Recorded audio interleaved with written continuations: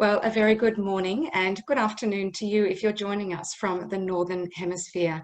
Assalamu alaikum rahmatullahi barakatuh. Welcome to our very special Ramadan webinar today.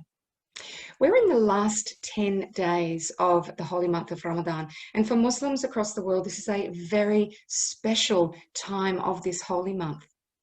During these last 10 days, on one of these nights, it's said to be one of the uneven nights of these last 10 days, it was at this time that the Holy Quran was revealed to the Prophet Muhammad, peace be upon him. Now, there's a reason for the ambiguity around the uncertainty of the evening, and that's so we can all remain absolutely dedicated to our practice. For dedicated Muslims worldwide, regardless of whether they're at work, whatever they may be doing, and whatever responsibilities they have in their lives, they will stay awake all night in devotion. And one of the key focuses in this last 10 days is the beautiful virtue of forgiveness.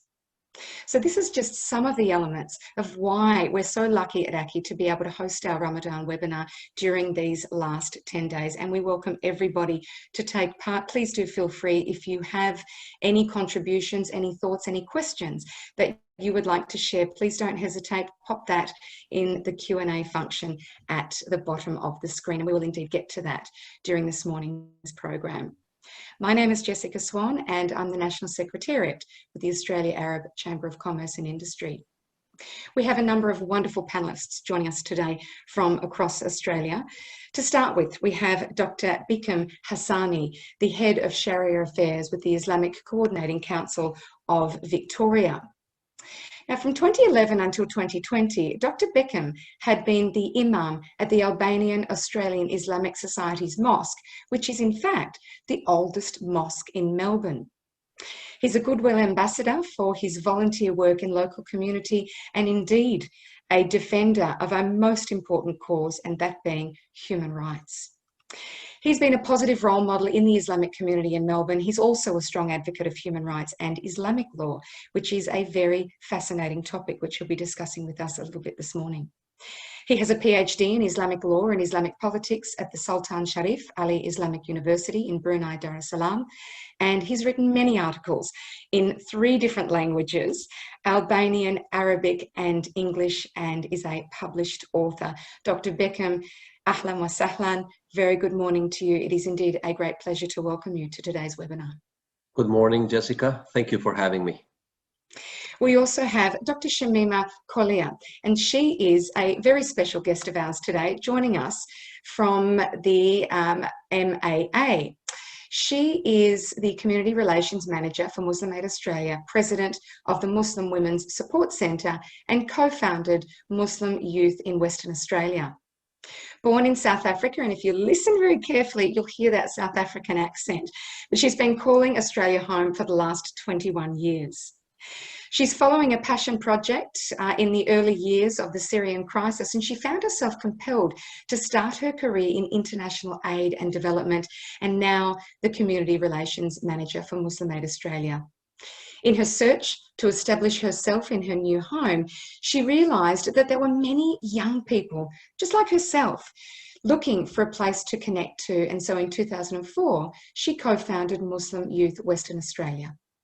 Currently the president of the Muslim Women's Support Centre, she's the winner of the 2020 People's Choice Award and Volunteer of the Year Award through the Australian Muslim Achievement Awards. It is so lovely to welcome you, Shamima, to today's webinar. Assalamu alaikum and welcome. Walaikum assalam. Thank you very much. And yes, I can't get rid of that South African accent, so it's stuck for life. I can hear it in there. I can hear it in there just a little bit.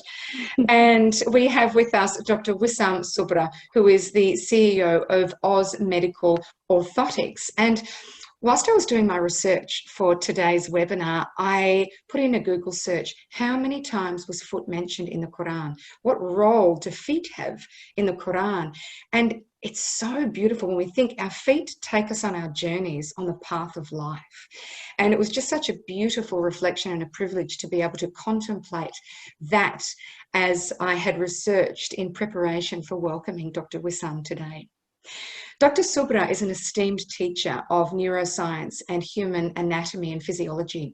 He's led teams as director in medical clinics. He's the founder of Oz Medical Orthotics and New South Wales committee member of AACCI.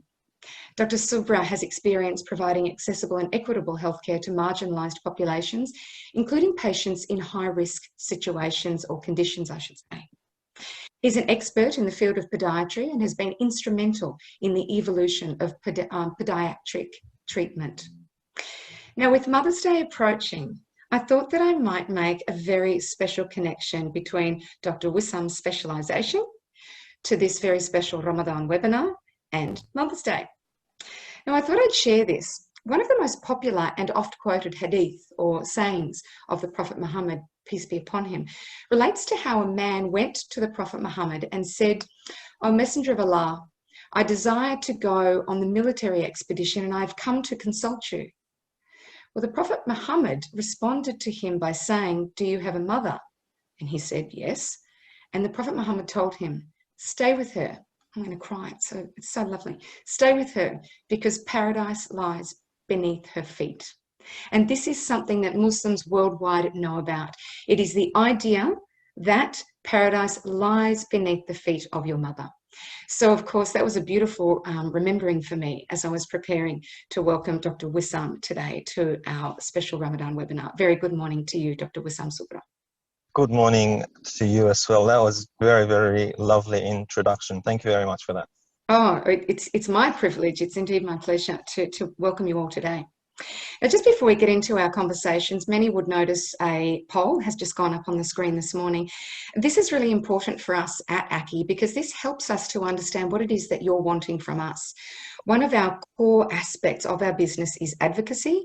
We also do a lot of cultural work as well. And so what you'll see on the screen is a poll, and that will help us to be able to understand whether you're planning to attend any future events with AACCI, whether we can do any work and assist you in cultural competence for business across the MENA region, looking at participation in Dubai 2020.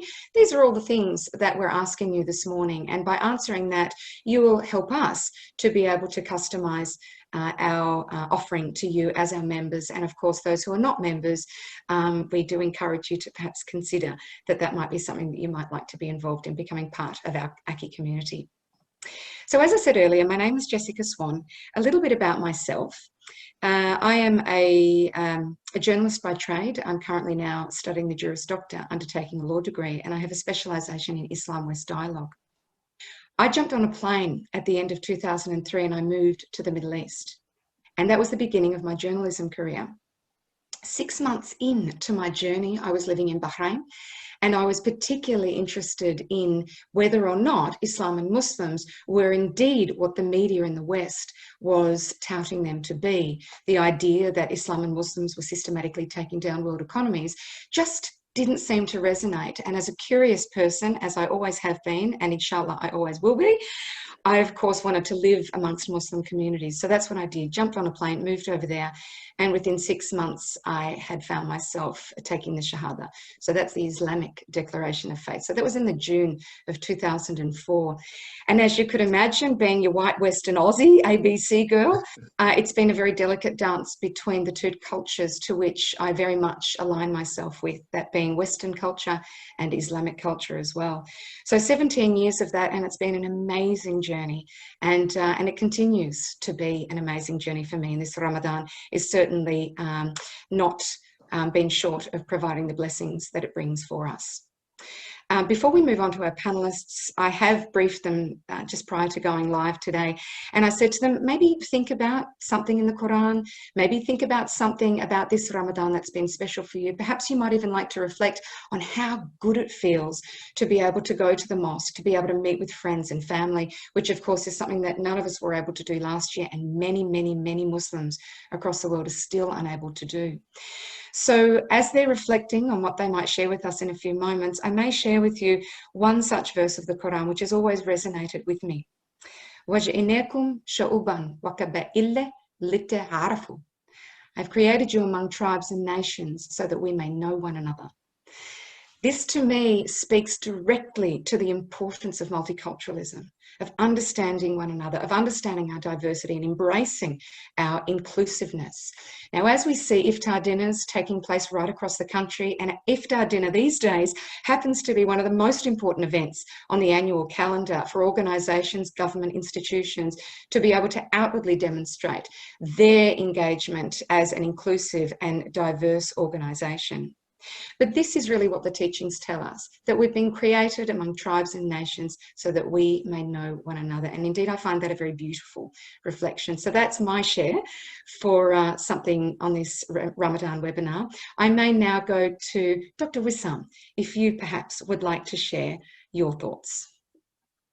So in terms of Ramadan, initially I would like to thank you, and would like to thank as well the actual organization AACCI for that, beautiful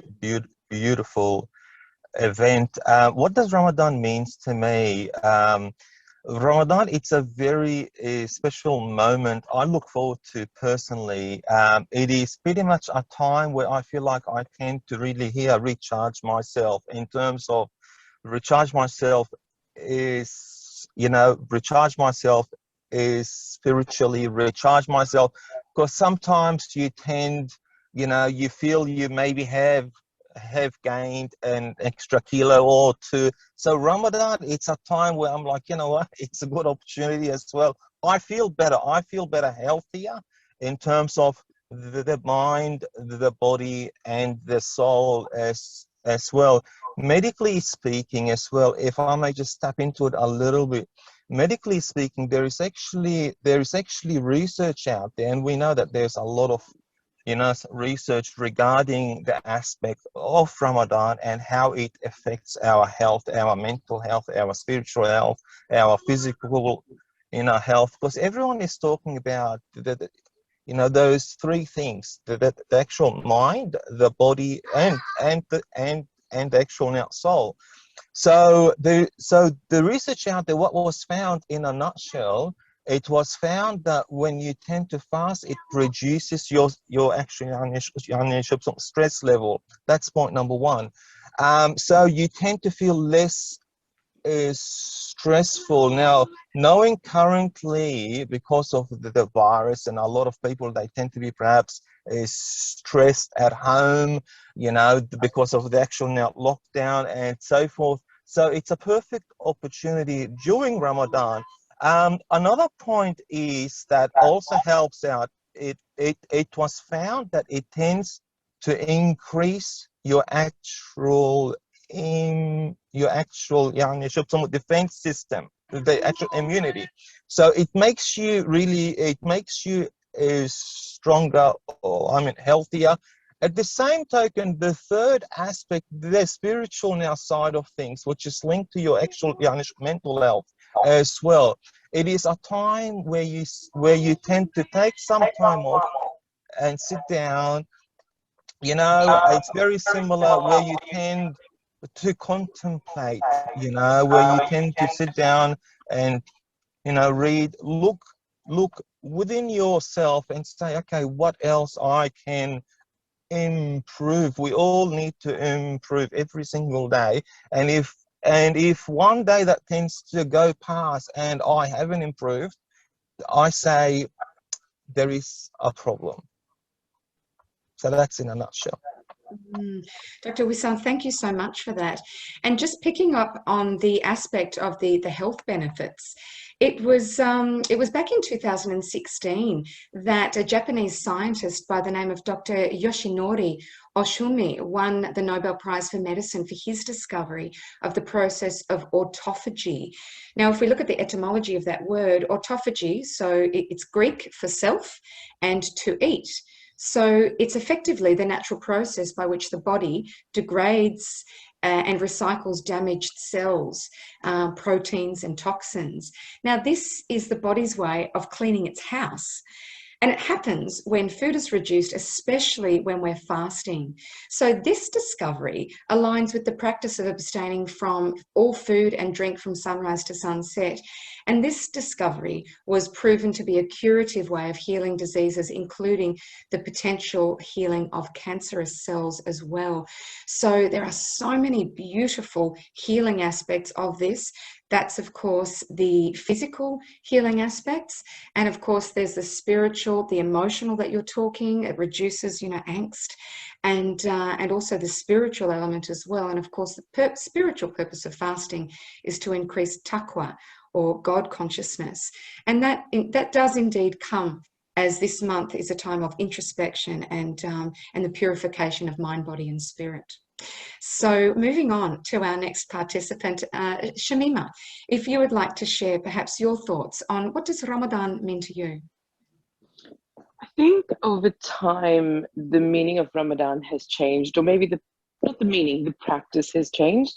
I found prior to actually entering this space of international development and aid, it was really a time for family, community, and an increased awareness, trying to increase that taqwa, that God consciousness, and a lot of time for reflection.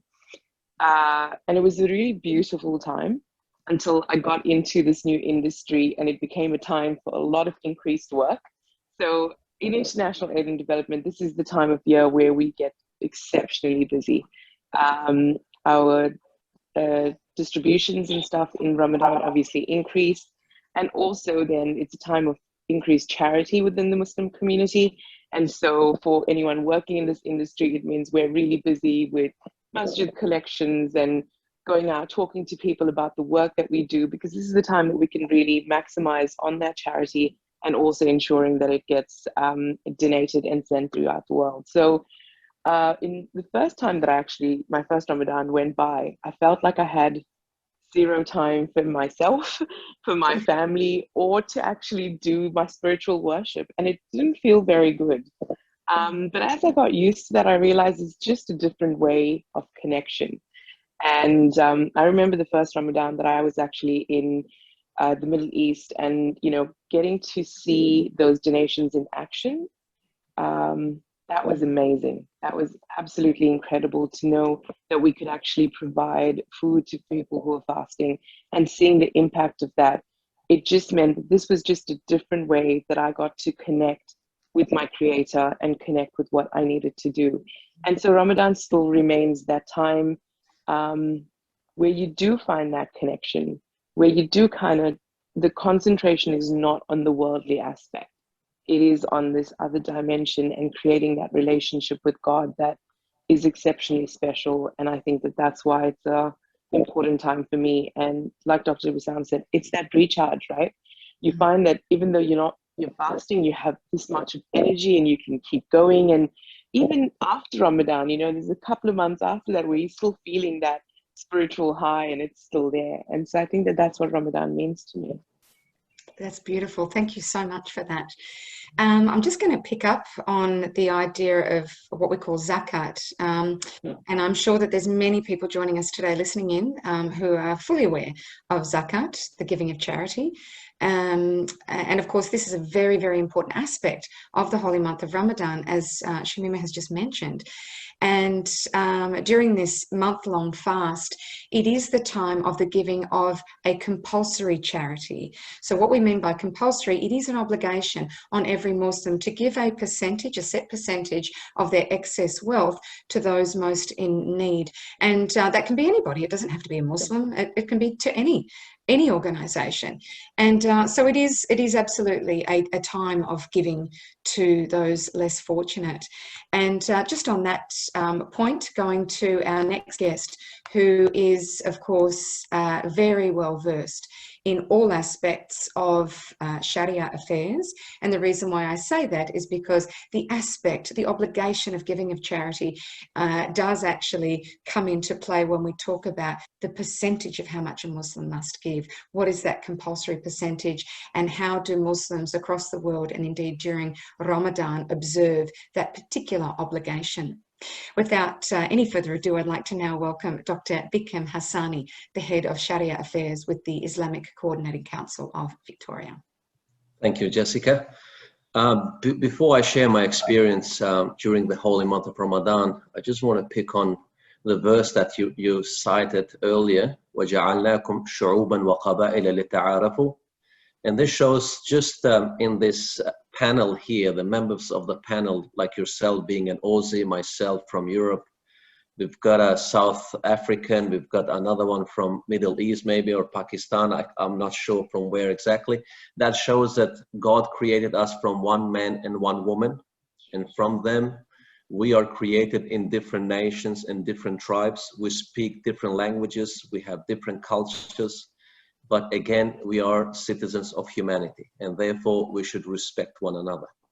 When it comes to the holy month of Ramadan, if you remember last year, we were not able to visit one another, we were not able to pray Taraweeh with other members of the congregation.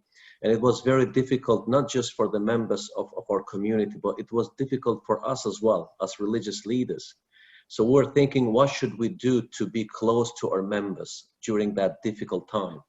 And we were trying to do online lectures and talks, and my phone was on 24/7 because some people were facing even depression and anxiety because we were not able to go out and, you know, being with other members of the family 24/7. There was some domestic violence involved. So I had a special pass that I was able to go and visit families during that time. And me coming from Kosovo, 1999, I went through a war with my family, and I have seen a lot of things happening during that time, people getting killed. And when I came to Australia 9 years ago, I used to say to our children, when I used to go and visit schools, don't take things for granted because things can change. And they were not able to understand, what do I mean by that?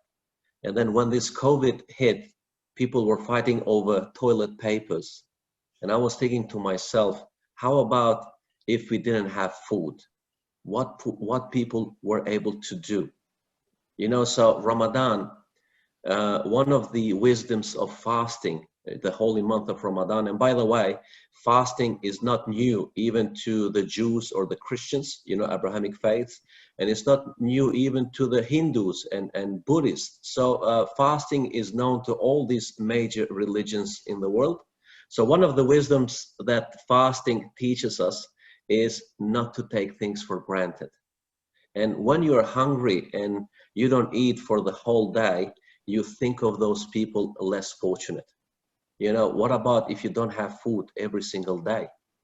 You know what, how would you feel? So that's why Muslims during the holy month of Ramadan, you know, they give not just Zakat as compulsory charity, but also they give Sadaqah.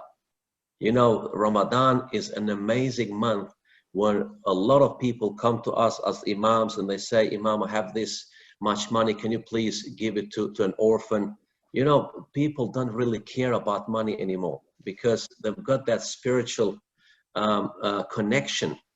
And also, number two, it's very important to remember that things can happen in life. Sometimes you might not be able to have food to eat.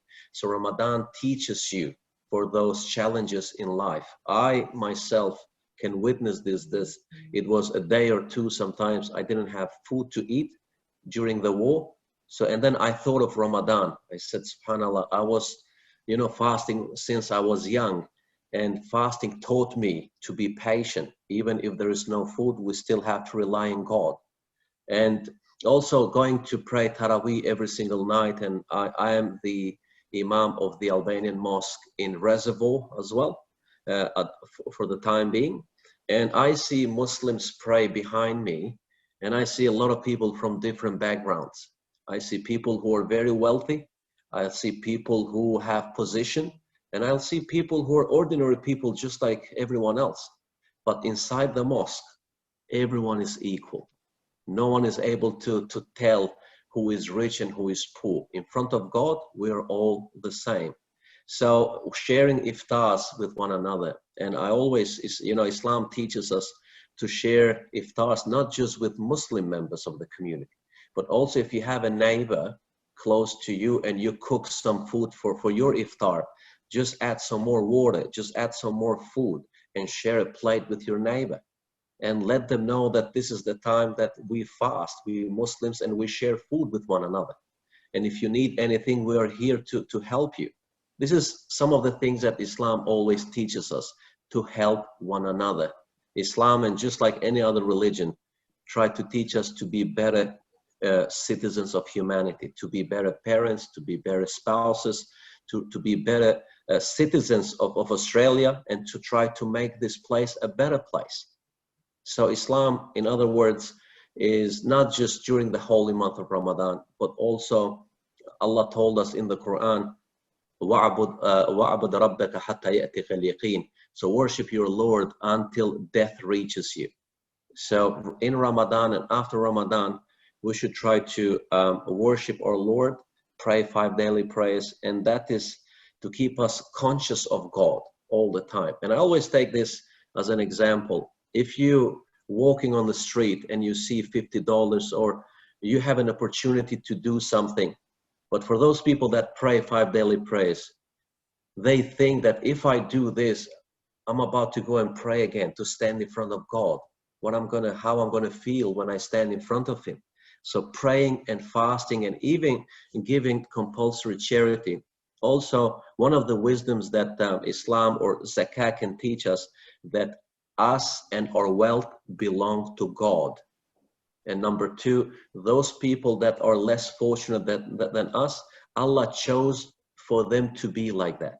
And they have rights in our wealth. And also it is very, very important that wealth should be in our hands, not in our heart.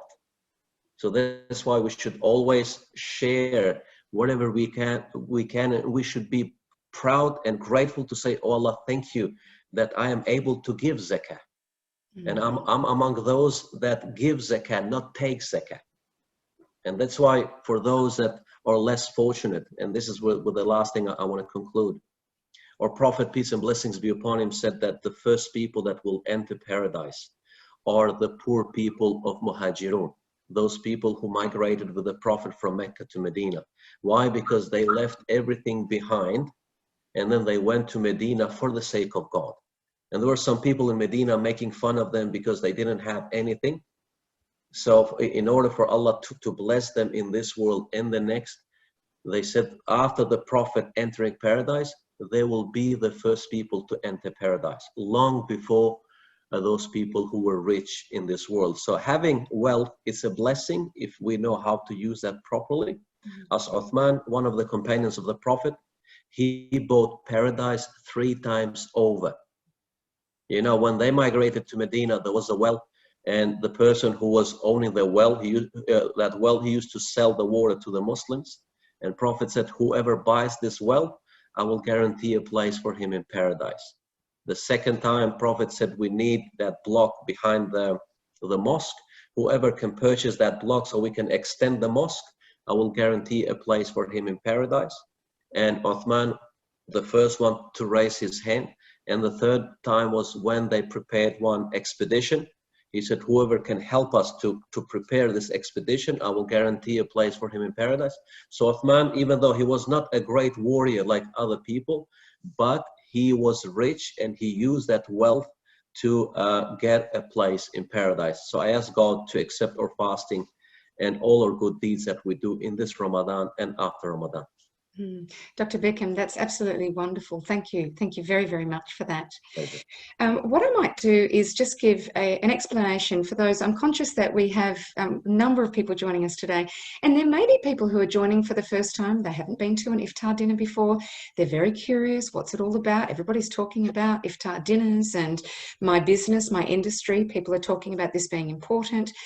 So this is just a little bit of background for those who are joining us today who may be coming into this idea for the first stage in their life.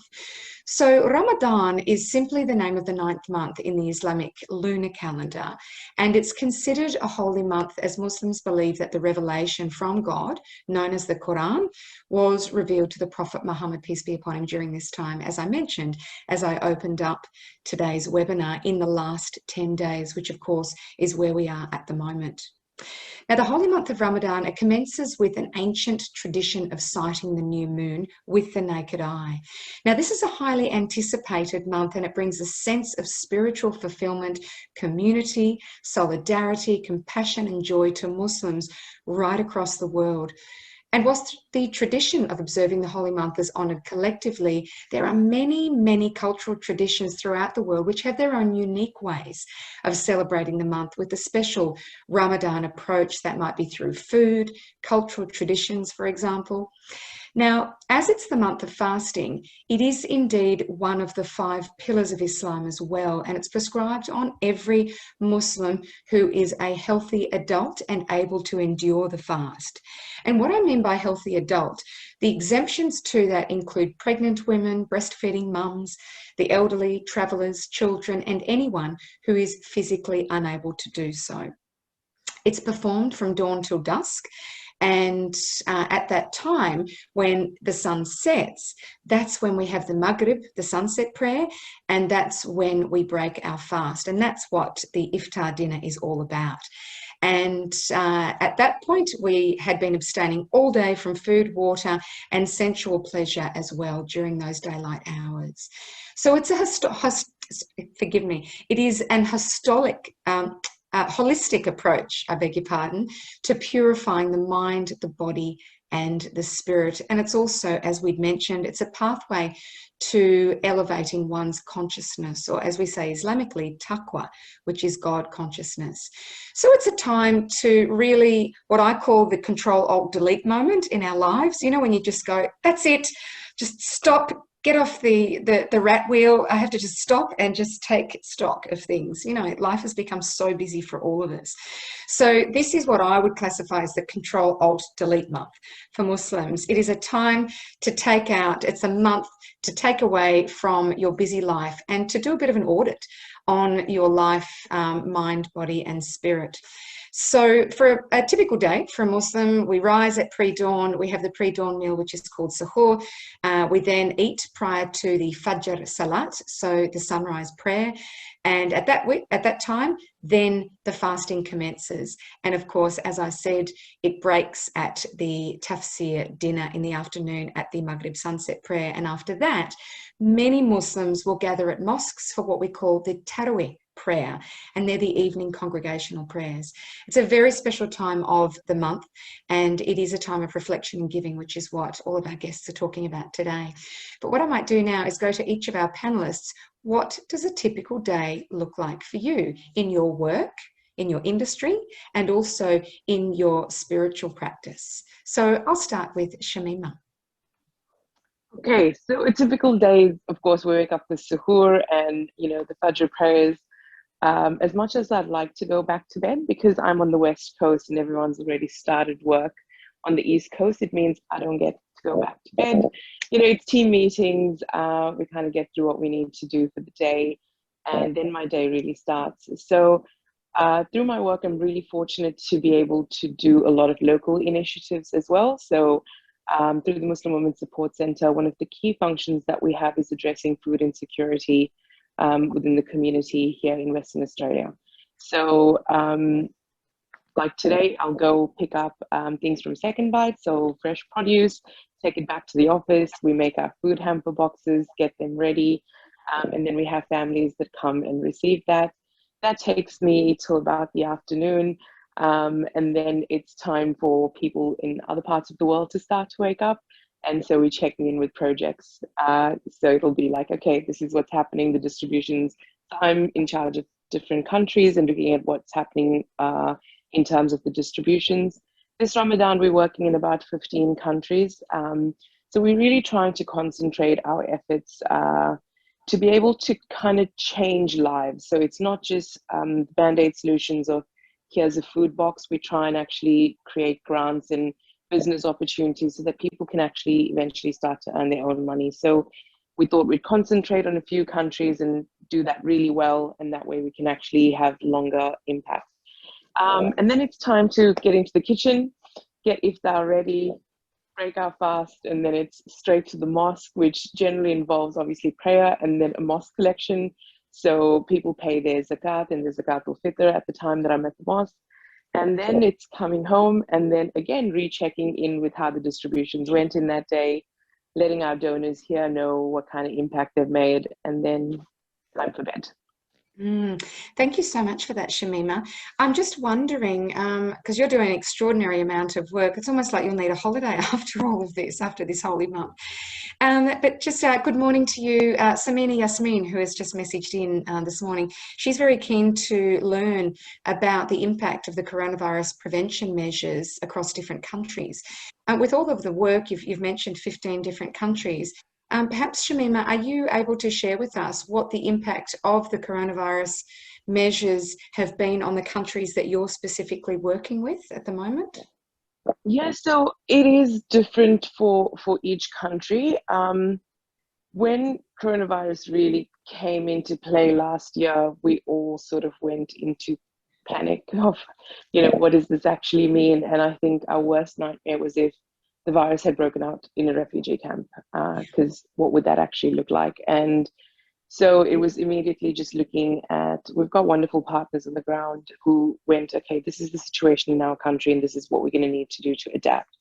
And we were really strict. Obviously, we weren't as affected in Australia, and we've been so privileged. In some ways, it was really hard to imagine what was happening in other countries.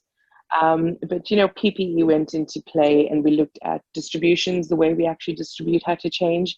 So a lot of times, instead of people actually coming together to get their things, we would actually go and deliver it to them. So there was a lot of adapting that needed to actually be done. And then also looking at different types of projects, right? So what did people need to, obviously you couldn't prevent the virus, but giving them things like masks and PPE, but then also looking at, okay, what's the healthcare? Can we actually help to build up people's immune systems? How would that actually change? We went into looking at oxygen in a lot of different countries that weren't available, finding suppliers overseas. So there was a lot of adapting that had to be done. And of course, then taking the regulations of each country into consideration and then adapting to that and allowing for our projects to be able to do that. Taking into consideration, obviously, the safety of our partners and the people on the ground, but then also our beneficiaries. And alhamdulillah, I think in general, we've done an amazing job with that. And it's been really, really good. And it's been an exceptional learning curve. But yeah, taking that into consideration, it's been pretty good. Wonderful. Thank you so much for that, Shamima. Dr. Bickham, I might move to you at that question. So firstly, what's a day in the life for you in the industry that you're working in, which is a fascinating industry, might I add. We need more people like you in Australia with the knowledge that you have. But also in answer to that question, your knowledge of those countries overseas, the impact of the coronavirus prevention measures across countries in the Arab world and anywhere else as well. Of course, you mentioned your background as well there. Yeah, starting with my day, just as Shamima mentioned, we wake up for sahur and then Fajr prayer. Some people go back to bed, depends how lucky you are and what time you start your work. But usually we stay awake and then we go to work. Usually we go and do audits on site. Since these restrictions happen in Australia, some of the audits we were doing it virtually for those companies that we have interstate. For the companies that we have in Melbourne and Victoria, we do them on site. Like yesterday, I went to a place 2.5 hours drive one way to audit a company and then come back. So sometimes, because we are on the road most of the time, we have to stop the car and pray just besides the car there and then come back. One of the struggles that I face and all those coffee drinkers face is, when you're fasting, you realize all those cafes around you that you never have seen when you were not fasting, because you see like those pictures of coffees and all that, and you know, we drink a lot of coffee. But being a religious leader is a full on, you know. We come back and 90% of our iftars, we don't have them at home because of the people that invite us, and also politicians and officials and communities and members of the community. And sometimes I feel bad for my wife and kids because I'm not able to share a lot of iftars with them. As soon as we eat iftar and pray Maghrib prayer, I have to get ready and go to pray Taraweeh prayer. And that finishes around 9 o'clock. And then a lot of people stop me on the way as I go out to ask me questions, and they want to donate, you know, their Zakat or Fitr or charity. And thank God we have a lot of organizations here in Australia that are helping a lot of people in Australia and overseas as well. We're trying to help our Muslim brothers and sisters and non-Muslims in India, trying to provide as much oxygen as we can. You know, India is facing a lot of difficulties. And also, when I finish with those people, I come home around 10:30 p.m. when my kids are already in bed. And then, yeah, just catch up with my wife a little bit, you know, how was your day? How was your day? And then it's 11 o'clock and time to go to bed, and I wake up early to do some night prayer if we can. And then it's again and again, same thing. In terms of COVID-19, a lot of Muslim countries are still affected by a lot of restrictions. Like Turkey, for example, they're not able to pray Taraweeh in the mosques, so they have to pray Taraweeh prayers at home. And a lot of Muslim countries, like even Saudi Arabia, and if you see Kaaba, you know, the holy Kaaba online, you only see few people here and there that, you know, who would have imagined that, you know, in the holy Kaaba that we used to see millions of people every single day, you will see only maybe 100 or 200. And there was a time, subhanAllah, there was only one cleaner praying inside the Kaaba. You know, like imagine Allah, even though he was a cleaner, Allah, you know, gave him that opportunity that he is the only one to pray inside the holy Kaaba. And something that if someone would have said this to us, let's say 3 years ago, would have said this is impossible. But you see, it happened. So it's important to educate ourselves and our children that things like this can happen in the future as well. So it's important to be ready if things like this happen, you know, how to protect ourselves, how to protect our families, how to look after one another, because in situations like this, we have to stick together. We have to be united. We have to help, especially, you know, in Australia here. And then whatever we can to help other countries as well, why not? You know, we are, as I said, we are all brothers and sisters from one father and one mother. Mm-hmm. Dr. Beckham, thank you so much for your contributions there and your sharing. I'm sure it must make for a very busy time for you as well during this holy month. Again, perhaps a nice holiday afterwards. Hopefully. Moving on, Dr. Wissam, it would be lovely to hear from you. What is a day in the life like for you in the industry that you work in, a very, very busy industry that certainly would not have slowed down at all during Ramadan. But of course, the question as well, the impact of the coronavirus prevention measures across the Arab countries during Ramadan 2021. And of course, any other countries that you may be working in close connection with. Do we have Dr. Wissam there? No. Let me see. Maybe we've lost him. Maybe he's dropped off. So what I might do then, I'm sure he'll probably try and come back into the conversation. Let's have a conversation around the importance of doing business during Ramadan, particularly in the Muslim world, and for us at the Australia Arab Chamber of Commerce and Industry, dealing with all of the Arab League nation countries. What advice could you suggest, Shamima? You've lived in different countries, of course, now in Australia for 2 decades, but of course, all of us can relate to going to uni or working, whatever it might be that we're doing during the holy month.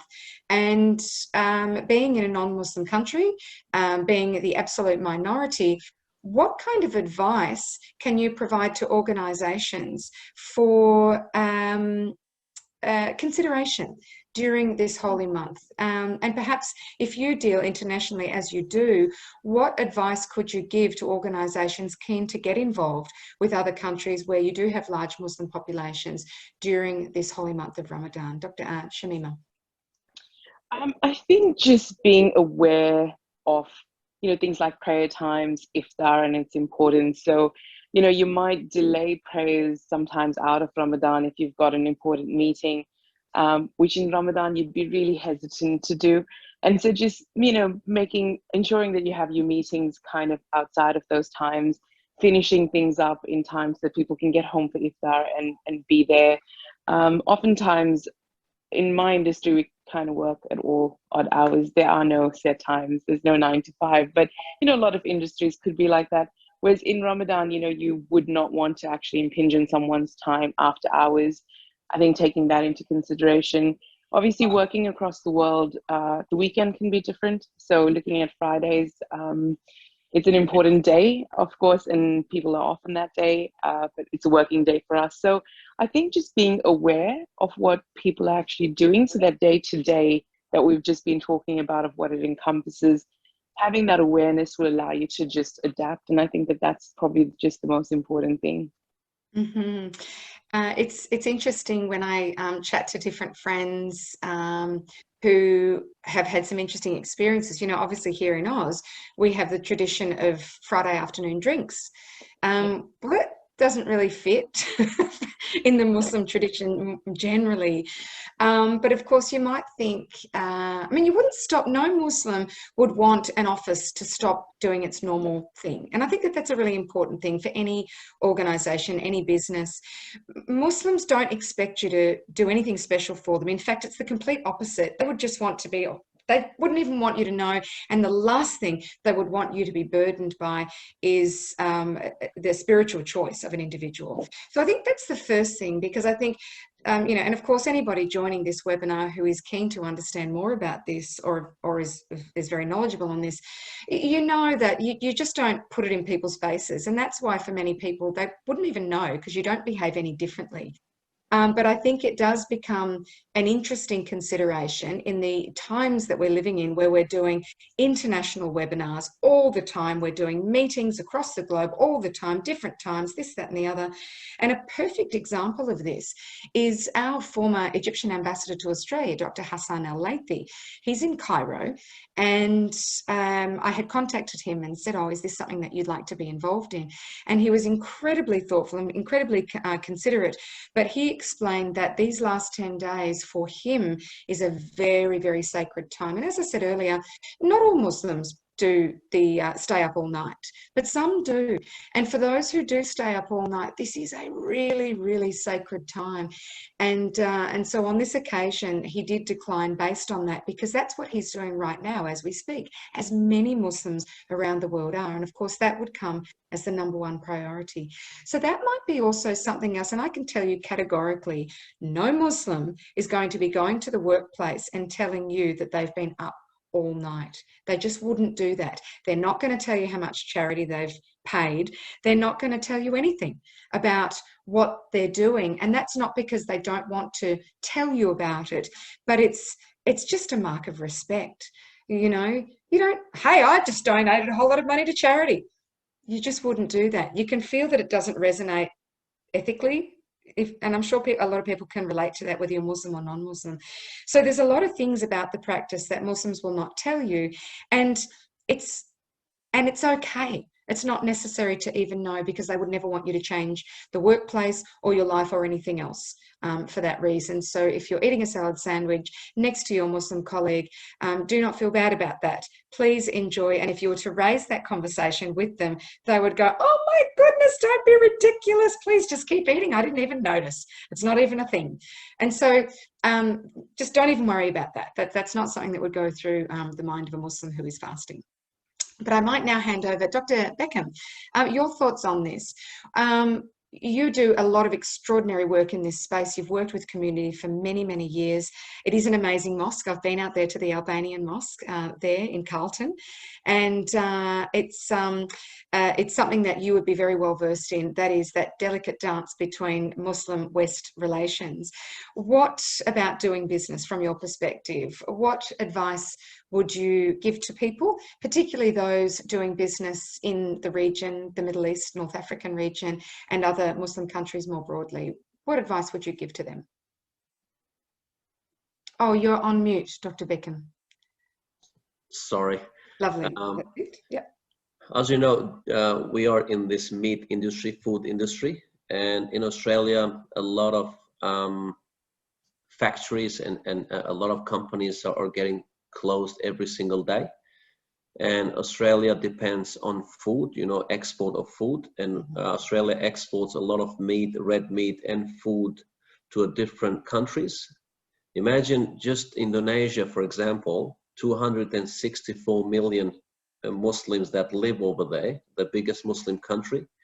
More than 60% of their food is from import. So most of the food they get from Australia and Malaysia and Middle Eastern countries as well. So doing business with Muslim Arab countries and other Muslim countries as well, I think is a great opportunity for Australia and for us. In terms of food, Australia has very good food safety standards. That's why a lot of countries want to get the food and the meat from Australia. So I think even your office maybe can do more in exploring and going out there and showing our products to these countries, because a lot of these countries are looking for the quality products and quality food and meat. And Australia is top 3 best food that can provide in the world. And also when it comes to people in Australia here, you know, or this during the holy month of Ramadan, we don't show to people, as you said, that we are fasting. Sometimes they offer us coffee and tea when we go to do our audits. We just respectfully decline and say, sorry, you know, we don't feel like it. Sometimes we don't even mention that we are fasting. But even when we do things like charity and Zakat, we try to keep that hidden. Why? Because we do things for the sake of God, not for people to praise us. That's why Muslims, wherever you go, they might do a lot of, some people give even hundreds of thousands of dollars, and they want to be anonymous. You know, they build houses for the poor, they help orphans, and they say, I don't want my name to be mentioned there. And this is an amazing thing that these people want to do things and acknowledge only by God, because we only want His rewards. You know, so as I said, I think your organization, your office will help Australia a lot. You know, to go out there in those food shows and whatever it's out there. Not just in Middle East, but also Muslim countries wherever they are, in Turkey, in Europe as well, even in Southeast Asia, as you know, Malaysia, Indonesia. We have over 120 million Muslims in China. We have over 200 million Muslims in India. So all these people actually require halal food. They want to consume only halal. And one of the ways that we can reach to them is through you guys. So I just want to take this opportunity and thank you for organizing such a webinar, and hopefully we can have more webinars, and we will have people from overseas as well, and we'll see what we can do to bridge those bridges and how we can help one another to do business. And you know, business from the Islamic point of view, it's very good, you know. And our Prophet said, "Inna Allah yuhibbu at-tajiru saduq." Allah loves those businessmen who are honest. And the best example for us is our Prophet, peace and blessings be upon him, and his wife Khadija. You know, they were successful businessmen, and Islam encourages business. And if you're a Muslim and you're a successful businessman, that's a great thing.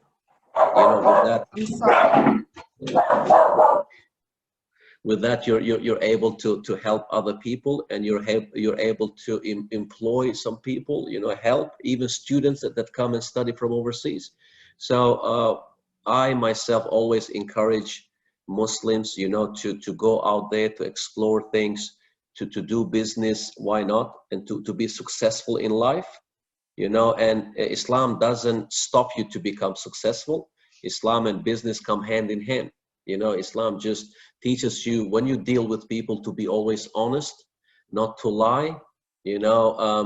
How businessmen used to be in the past, I'm talking about Muslims, it's an amazing thing. There were two shops just close to one another, and one of the shop's owner, he used to have a lot of customers in the morning, and he saw that his other friend, he's not receiving any clients at all. And then later on, when some clients coming to his shop, he said, please, can you go to that shop, because I had some customers, I had some clients here, but the other guy on the other shop didn't have any clients today.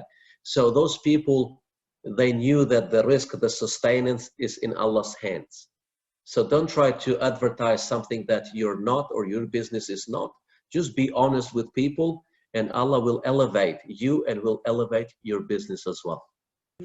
Dr. Bickham, thank you so much. And I do apologize. That's my my beautiful little Patchy, who thinks that she's a lion sometimes. And I'd ordered a new book, and the delivery man just came and he's left the book at the door. So I'm looking forward to picking up that delivery soon. Don't say that your dog is fasting too. Or? Oh, she's pretty good. Yeah, she's fasting with me. But she's a very diligent little pup. So I just wanted to talk a little bit on that as we come to a close. Just the idea of the extraordinary contributions in business industry that Muslims have made right throughout history, and what a pertinent topic to talk about. And that, of course, is the history of vaccinations. And many would be aware, the husband and wife team, they're German scientists, Dr. Özlem Tureki and Dr. Uğur Şahin. I'm hoping that I've got the pronunciation of their surnames correct. They've been dubbed the dream team for coming up with Project Lightspeed, which is the COVID-19 vaccine program, which uses the mRNA technology. Now, that's currently being rolled out globally. Now, this isn't the first time in history that scientific breakthroughs in vaccinations have been connected with Turkey, in this case, and Islam. Now, vaccinations had been practiced right across the Islamic world long before it made its way to Europe in the 1700s. And the Anatolian Ottoman Turks, they called the practice of vaccination AACCI, or engrafting. Now, it managed to make its way to Europe, but not without the help of Lady Mary Montagu in 1716. Now, she was the wife of the English ambassador to Constantinople, who witnessed the success of AACCI, and she had her son vaccinated for smallpox. And having seen the success of that, she wrote all of these letters back to England, heralding how amazing this practice is. Now, of course, as you would imagine, she encountered extraordinary opposition, fierce opposition from the church and also from physicians at that time. But the process was further supported by His Excellency Qasim Aga, who was the ambassador to Tripoli, who provided first-hand accounts of the safety record for vaccinations across the Muslim cities of Tripoli, Tunis, and Algiers. So for us, when we think about that, long after the Muslim world adopted vaccinations, Europe's real breakthrough came in the 1700s, when it was finally acknowledged by the Royal Society, which prompted the very first vaccination program in European history, and that was for the vaccination of smallpox. So that's just a little bit of an interesting insight into the history of Islam. And of course, for those of us who are well versed on the incredible discoveries, mathematics, science, engineering, poetry, astronomy, the list goes on and on and on, of great things that Islam has contributed to the world. But that's certainly something that has been reflecting on my mind, and of course the history of medicine and Islam has a very strong connection, but often not included in our European and Western history books. But it's all there for people to discover all of that amazing information and the connections that are there. But as we close, I might like to open it up to the two of you again. Perhaps you might like to share just an interesting anecdote. That was certainly something that I learned this Ramadan. There's been many wonderful things I've learned this Ramadan 2021, new things that I never knew about Islam. So it's been an amazing journey. But what I might do is I might hand it over to both of you as we close to share what something might be new that you've learnt this Ramadan. I also just want to acknowledge Sajid Shafiq. Hello to you, Sajid. Salam alaikum. Saying thank you to AACCI for arranging such an insightful session. I wanted to put my gratitude forward in this webinar. Thank you very much. As well as Samina Yasmin, who has also said thank you very much.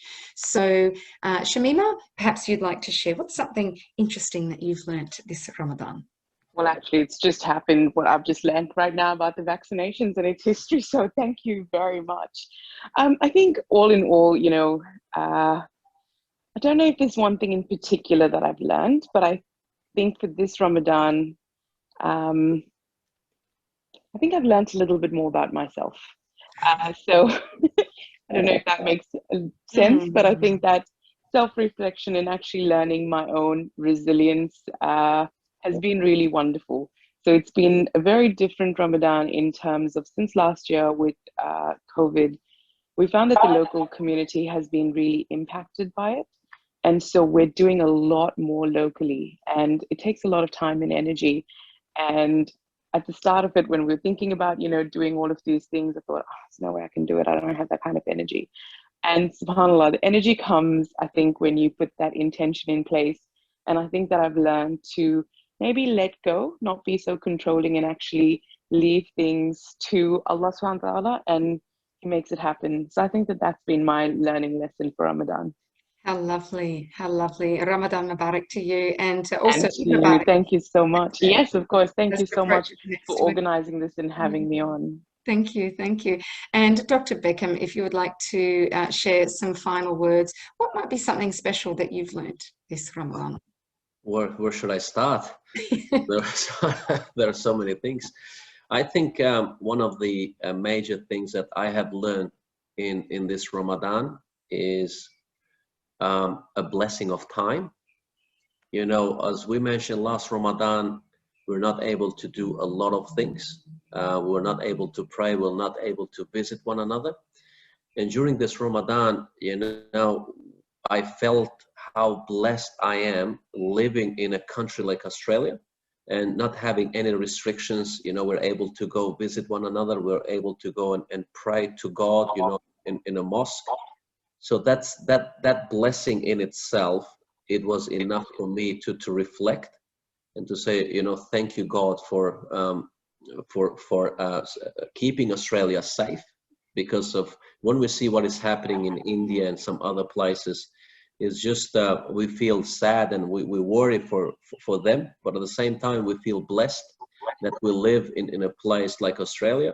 We were managing this COVID, you know, restrictions very well. You know, I was part of the government trying to encourage people to do the test and to put the masks on and all that, even though we faced a lot of challenges from even Muslims themselves, thinking that, you know, I'm just trying to help the government, this COVID is not real, and all those conspiracies and whatnot. So the blessing of time, number one, and also the blessing of time and place.